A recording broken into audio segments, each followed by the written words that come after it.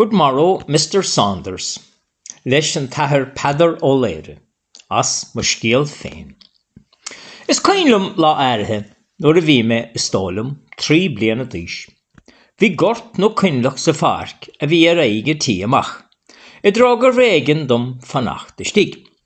Bhí bata gom agus méid mar caoch don bhata síos agus sós ar fúdan ó láir, mar gur chapel an bata. Chonnig me a lán daoine iasachta a musach lós, agus iad a cogarnach agus caint.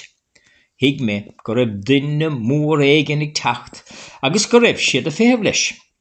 Daríon inis agus arís an focail an máister agus Mr. Saunders. Faoi dheire, tháinig duine osal mór beithe isteach agus hig ar chathaoir I lár tí. Agus líon na daoine iasachta go léir isteach ina dhéag. Bhí maithir ar dhuine den mhuintir a tháinig isteach.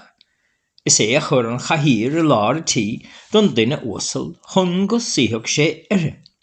Níor a focail as é an duine.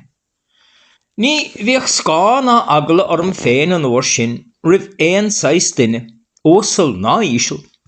Siúd an ón mé agus heas mé ar aig an duine osal amach. Good morrow, Mr. Saunders. Sa mise leis go fáilteach. Oh, good morrow, boy. Good morrow, boy. Sesin.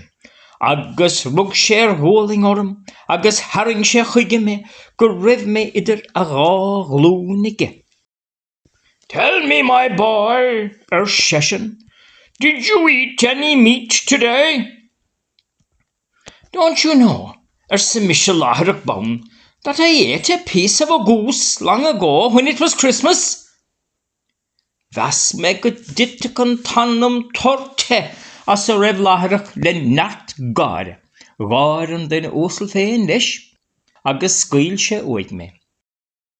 Tháinig lá, tamil in dhéag sin, agus hig me go háling cad a chuir an gáire iad.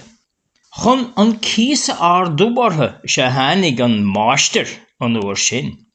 Ach, nuair nach raibh ag an leanamh le muomh, ach go raibh sé smut de dhé fadó nuair a bhí an nollaig ann.